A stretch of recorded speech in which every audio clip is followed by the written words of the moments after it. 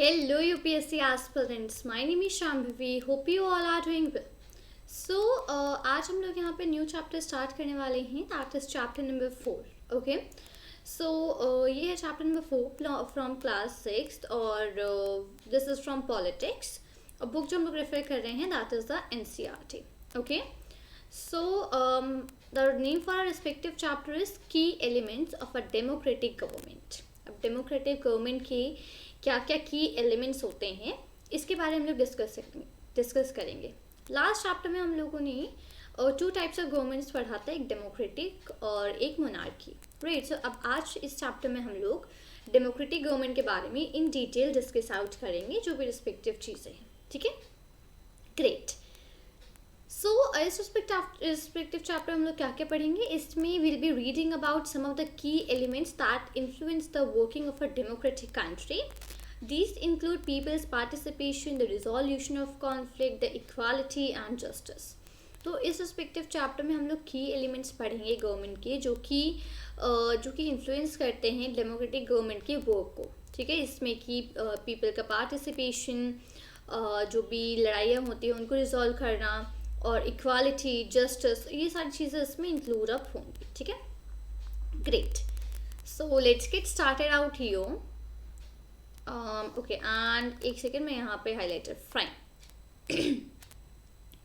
South Africa is a country that has people of several races. There are black people who belong to South Africa, whites who come there to settle, and Indians who come as laborers and traders. अब south Africa एक ऐसी country है जिसमें अलग अलग type के people हैं. Type के इन द सेंस कि अलग अलग रेसेस के पीपल हैं. जैसे कि वहाँ पर ब्लैक पीपल है जो कि मीन साउथ अफ्रीका को बिलोंग करते हैं. वाइट्स हैं जो कि वहाँ पे सेटल होने के लिए साउथ अफ्रीका में जाते हैं, और इंडियंस हैं जो कि वहाँ पे एज अ लेबरर्स और ट्रेडर्स के तरीके वहाँ पर आते हैं. तो साउथ अफ्रीका एक ऐसी कंट्री है जहाँ पे बहुत सारे लोग हैं, वो भी सेवरल रेसेस के. अब यहाँ पे एक शॉर्ट स्टोरी है, उसको पढ़ते हैं. माया नाइटू, an 11-year-old South African girl living in the town of Johannesburg, was helping her mother clean up her old boats. अब एक बच्ची थी 11 ईयर ओल्ड की जिसका नाम था माया नाइडू.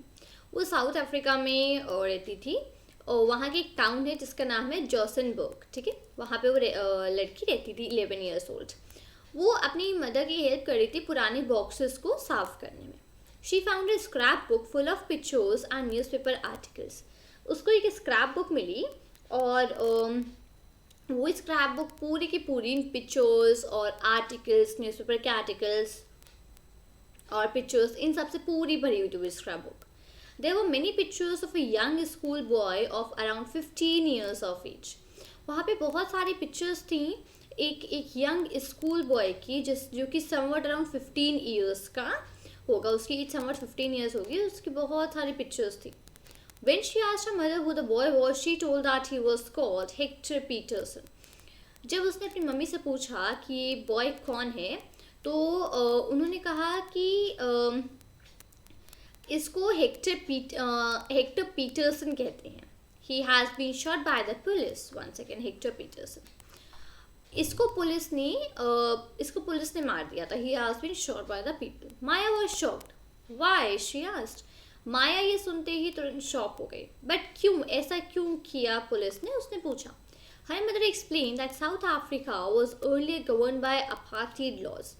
उसकी मदर ने एक्सप्लेन किया कि पहले जो साउथ अफ्रीका था वो पहले कुछ दूसरे तरीके के लॉज से गवर्न किया जाता था. कुछ अलग तरीके के लॉज वहाँ पर फॉलो होते थे. अपार्थीड मतलब separation on the basis of race. मतलब रेस, जो भी रेस मतलब कि जो आपका कलर है या जो भी आप ले जैसे कि रेस मतलब कि ब्लैक्स और वाइट्स. ठीक है, तो इस बेसिस पे कुछ ऐसे लॉज थे जो कि basis on to the races वो लोगों को सेपरेट करते थे. South African people were divided into white, black, Indian and coloured races. South Africa जो लोग थे उन्हें वाइट्स में, ब्लैक्स में, इंडियंस में और कलर्ड रेसेस में डिवाइड कर दिया गया था. और लॉ क्या कहता था, according to the law these races were not allowed to mingle with each other, to live near each other or even to use common facilities. और लॉ ये कहता था कि ये जो रेसेस हैं जितने भी हैं, ठीक है, ये सब के सब एक दूसरे के साथ रहना इनको अलाउड नहीं है, एक दूसरे के आसपास नहीं रह सकते हैं, कॉमन फैसिलिटीज़ नहीं यूज़ कर सकते सारे के सारे races. Maya could not believe her ears. Maya ने जैसे ये सारी चीज़ें सुनी वो उसको इन सारी चीज़ों पे बिलीव ही नहीं हो रहा था। Maya's mother sounded angry when she spoke about life under apartheid. माया की जो मॉम थी वो उनको उनको बहुत गुस्सा आ रहा था जब वो उस लाइफ को बता रही थी जो कि अपार्थीड के अंडर जो लाइफ थी उसको बता रही थी। She told Maya that in those days whites spoke. उस समय ऐसा होता था कि जो whites होते थे सिर्फ वही लोग बोलते थे। Hector and other school students were being forced to learn this language, but they wanted to learn their own Zulu. अब जैसे कि जो हेक्टर था, जो 15 इयर्स का ओल्ड बॉय था जिसको जिसको पुलिस ने शॉट कर दिया था, तो वो जो हेक्टर जो था वो दूसरे स्कूल स्टूडेंट्स के तरीके उसको भी फोर्स किया जा रहा था कोई दूसरी लैंग्वेज सीखने के लिए, बट उसको अपनी खुद की लैंग्वेज सीखनी थी जिसका नाम था जुलू। ठीक है, उसको अपनी खुद की लैंग्वेज सीखनी थी, इसका नाम था Julu. So the South African police beat up the protesters mercilessly and shot at the crowd.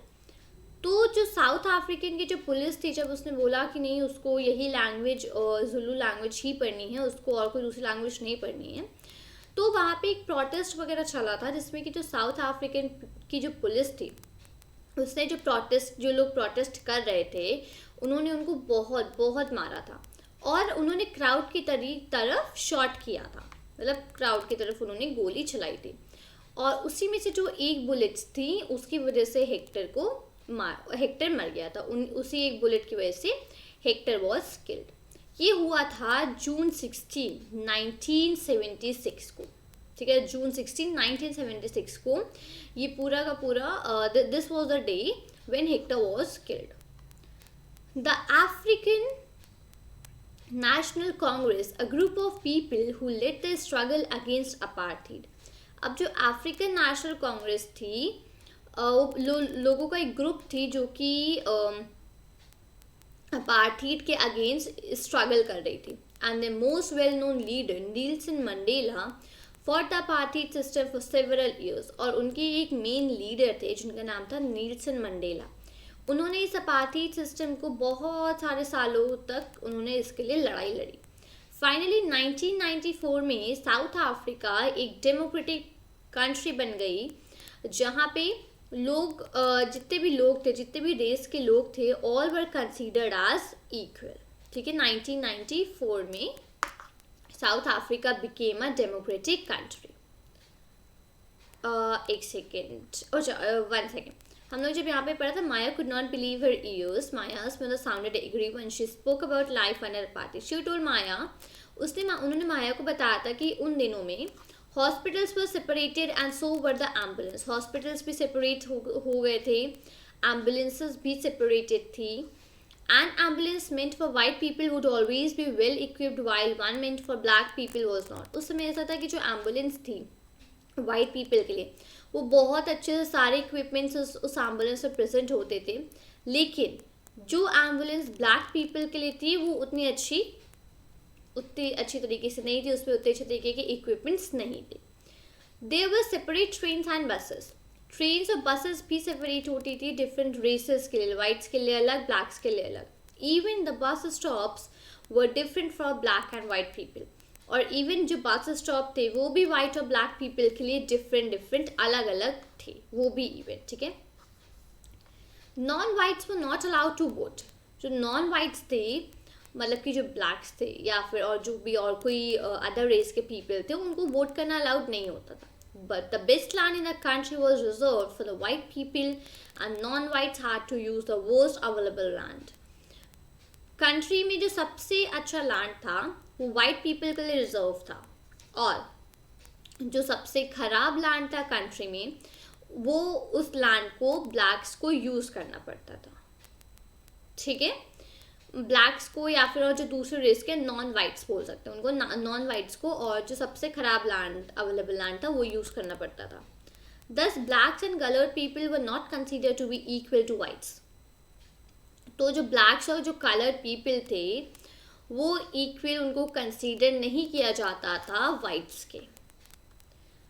One black township was a south western township. एक ब्लैक टाउनशिप थी और जो कि थी साउथ सदर्न वेस्टर्न टाउनशिप. ठीक है, सोवेटो.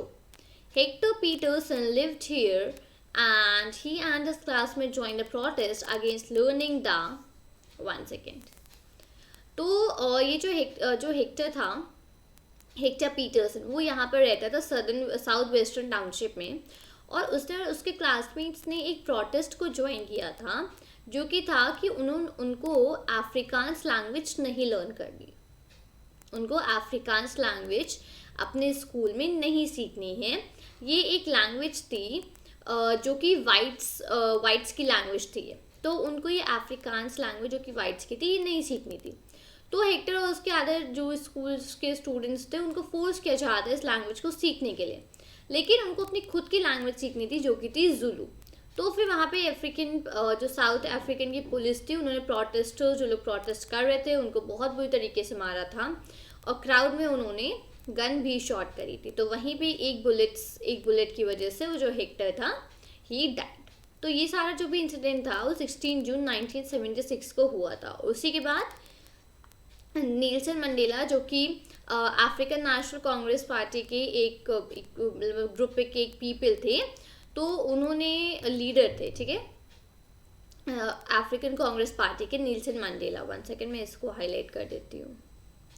तो उन्होंने अपार्थाइड सिस्टम के लिए लड़ाई लड़ी थी और फाइनल 1994 में साउथ अफ्रीका भी एक डेमोक्रेटिक कंट्री बन गया था जहाँ पे फिर हर एक रेस के पीपल को इक्वली ट्रीट किया जाने लगा. ठीक है, great. Participation.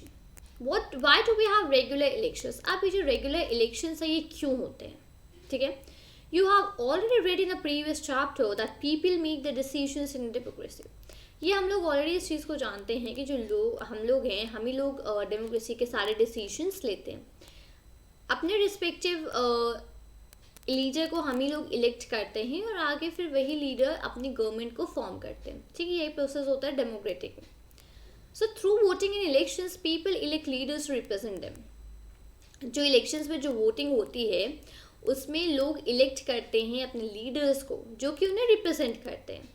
These representatives take decisions on behalf of the people. और ये जो representatives होते हैं ये decisions लेते हैं on behalf of people. In doing so, it is assumed that people will keep in mind the voices and interests of the people. ये इस तरीके से assume करके किया जाता है कि जो लोग हैं वो अपने दिमाग में लोगों की आवाज़ें और लोगों के जो इंटरेस्ट हैं पीपल के उन सारी चीज़ों को ध्यान रखेंगे. All governments are elected for fix periods. जितनी भी गवर्नमेंट्स है सबको एक फिक्स पीरियड के इलेक्ट किया जाता है. इन इंडिया में ये पीरियड होता है 5 years का. तो कोई भी गवर्नमेंट इलेक्ट होती है इंडिया में so that governments get elected for 5 years. Once elected, governments can stay in power only for that period. एक बार गवर्नमेंट सेलेक्ट अगर हो गई तो वो उस पीरियड के लिए ही पावर में रह सकती हैं. If they want to continue to be in power then they have to be re elected by the people. और अगर वो दोबारा चाहती हैं कि उनकी जो पावर है वो कंटिन्यू होती जाए करती जाए तो उसके लिए लोगों को मतलब उनको उसके लिए फिर से उनको इलेक्शंस में खड़ा होना पड़ेगा. और अगर पीपल ने उनको वापस से री इलेक्ट किया तो वापस से उनकी जो पावर्स है वो वहीं पे कंटिन्यू होती जाएंगी. This is a moment when people can sense their power in a democracy. ये एक ऐसा मोमेंट है जहाँ पे लोग अपनी पावर को डेमोक्रेसी में मतलब डेमोक्रेसी में अपनी पावर को इम्प्लीमेंट करते हैं. In this way the power of the government gets limited by regular elections. और इसी तरीके से गवर्नमेंट की जो पावर है वो रेगुलर इलेक्शंस की वजह से लिमिटेड रहती है. ठीक है, गेट्स लिमिटेड हो जाती है. ठीक है, ये तो एक वे था पार्टिसिपेट करने का. ठीक है, और भी बहुत सारे तरीके हैं कि आप इलेक्शंस में कैसे पार्टिसिपेशन होता है, मतलब कैसे हम लोग अपने लीडर्स को कैसे गवर्नमेंट को चूज़ करते हैं, क्या टाइप होता है. ठीक है, दूसरे पार्टिसिपेशन के वेज क्या है, elections are usually held once in 5 years, हर 5 years में इलेक्शंस हेल्ड होते हैं, ठीक है। अब besides voting there are other ways of participating in the process of government।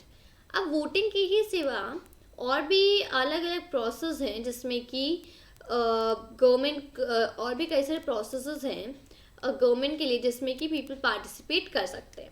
People participate by taking an interest in the working of the government and by criticising it when required. अब जो लोग होते हैं वो इन सारे elections वगैरह में कैसे पार्टिसिपेट करते हैं? People participate by taking an interest, वो इंटरेस्ट लेते हैं जो गवर्नमेंट जो काम कर रही है उसमें, जो ज़रूरतों को फुलफ़िल कर रही है उसमें। तो इन सारी चीज़ों को करने से पीपल जो है वो पार्टिसिपेट करते हैं इन सारी चीज़ों में, ठीक है। अगस्त 2005 जब एक particular government, when a particular government increase the money people had to pay for electricity, people express their disapproval very sharply. जब अगस्त 2005 में जब एक पर्टिकुलर गवर्नमेंट ने मनी को इंक्रीज कर दिया था तो लोगों को अपनी इलेक्ट्रिसिटी वगैरह पे करने के लिए जब उन्होंने मनी को इंक्रीज कर दिया था तो लोगों ने अपना एक डिसअप्रूवल एक्सप्रेस किया था, ठीक है, कि वो इन सारी चीज़ों को डिसअप्रूव करते, मतलब वो इन सारी चीज़ों को एग्री नहीं कर रहे हैं। तो लोगों ने अपना उस पर डिसअप्रूवल को शो किया था, एक्सप्रेस किया था। They took out rallies and also organise a signature campaign, बहुत सारी रैलीज निकाली थी उन्होंने, सिग्नेचर कैंपेन्स बनाए थे। तो ये सारी चीज़ें पीपल ने एक्चुअली किया था जब अगस्त 2005 में एक पर्टिकुलर गवर्नमेंट ने इलेक्ट्रिसिटी के पे वगैरह के लिए मनी को इंक्रीज कर दिया था। The government try to explain and defend its decision, government ने ट्राई किया इसको एक्सप्लेन करने का, अपने डिसीजन को डिफेंड करने का, but finally listened to the people's people's opinion and withdraw the increase. But उन्होंने फाइनली लोगों की ही ओपिनियंस को सुना और जो इंक्रीज उन्होंने किया था मनी में वो उन्होंने वापस उसको ले लिया। So the government had to change its decision because of its responsible to the people. अब गवर्नमेंट को अपना डिसीजन क्यों चेंज करना पड़ा, like why the government change it decision, because ये जो है it is responsible to the people, because लोगों के ऊपर ही रिस्पॉन्सिबल है ये डिसीजंस, ठीक है। सो इस वजह से गवर्नमेंट को अपना जो भी यहाँ पे डिसीजन था उसको चेंज करना पड़ा, उसको बदलना पड़ा, right. So there are many ways in which people express their views and make governments understand what actions they should take। अब ऐसे बहुत सारे तरीके होते हैं जिसमें से कि लोग अपने व्यूज़ एक्सप्रेस करते हैं और गवर्नमेंट्स को क्या एक्शंस लेने चाहिए उनको समझते हैं। तो ये सारी चीज़ें होती हैं। सो these include धरना, rallies, strikes, signature campaigns etcetera. तो क्या क्या तरीके होते हैं? तरीके होते हैं धरना, रैलीज, स्ट्राइक्स। तो पीपल धरना पे बैठ जाते हैं, रैलीज वगैरह काफ़ी निकालते हैं, स्ट्राइक्स कर देते हैं, कुछ कैंपेन्स चलाते हैं। तो ये सारे तरीके होते हैं लोगों को अपने व्यूज़ को एक्सप्रेस करने का और गवर्नमेंट को समझाने का उनके एक्शंस के बारे में कि उन्हें लाइक व्हाट एक्शंस उनको लेने चाहिए, गवर्नमेंट को क्या एक्शंस लेने चाहिए। Things that are unfair and unjust are also brought forward. Newspapers, magazines, TV also play a role in discussing government issues and responsibilities. चीज़ें जो कि अनफेयर होती हैं उनको आगे जो है न्यूज़पेपर्स, मैगजीन्स, टीवी, ये सारे जितने भी हैं न्यूज़पेपर्स, मैगजीन्स, टीवी, ये सब भी एक बहुत ही इम्पॉर्टेंट रोल प्ले करते हैं गवर्नमेंट इश्यूज़ को डिस्कस करने का और रिस्पॉन्सिबिलिटीज़ को डिस्कस करने का। ये एक काफ़ी इम्पॉर्टेंट रोल प्ले करते हैं, ठीक है। न्यूज़पेपर्स, टीवीज़, मैगजीन्स, कोई भी अनफेयर इश्यूज़ या कुछ भी ऐसा होता है तो उनको डिस्कस करने के लिए न्यूज़पेपर्स, मैगजीन्स और टीवीज़ भी एक इम्पॉर्टेंट रोल प्ले करते हैं। While it is true that a democracy allows people to participate, it is also true that not all sections of people are actually able to do so. अब जैसे कि ये है कि डेमोक्रेसी है वो हर लोगों को पार्टिसिपेट करने के लिए अलाउ करती है, right, like anyone can participate. लेकिन ये हर एक सिचुएशन में ट्रू नहीं होता, ये हर एक सेक्शन ऑफ पीपल में ट्रू नहीं है। हर एक सेक्शन ऑफ पीपल को लाइक उनको अलाउ नहीं होता है टू पार्टिसिपेट, ठीक है। Another way for people to participate is by organizing themselves into social movements and seek to challenge the government and its functioning. और लोग और पीपल क्या करते हैं, वो कुछ सोशल मूवमेंट्स वगैरह में ऑर्गेनाइज करते हैं, उनमें पार्टिसिपेट करते हैं, तो ये सारी चीज़ें करी जाती हैं। Members of the minority community, Dalits, Adivasis, women and other are often able to participate in this manner. तो कौन लोग इन सारी चीज़ों में लाइक ज़्यादा पार्टिसिपेट करते हैं, तो जो मेंबर्स होते हैं माइनॉरिटी कम्युनिटीज़ के, जो दलित्स, आदिवासी, विमेन, तो ये सब लोग भी इन सारी चीज़ों में पार्टिसिपेट कर सकते हैं, ये सोशल कैंपेन्स वगैरह के थ्रू इस रिस्पेक्टिव मैनर में पार्टिसिपेट कर सकते हैं। Yes. So, if a country's people are alert and interested in how the country is run, the democratic character of the government of that country will be stronger.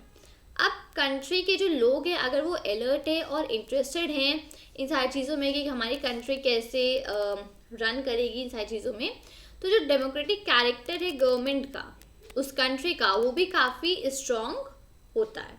So the next time we see a rally winding through the streets of our cities and towns or villages, we should pause to find out what the rally is about.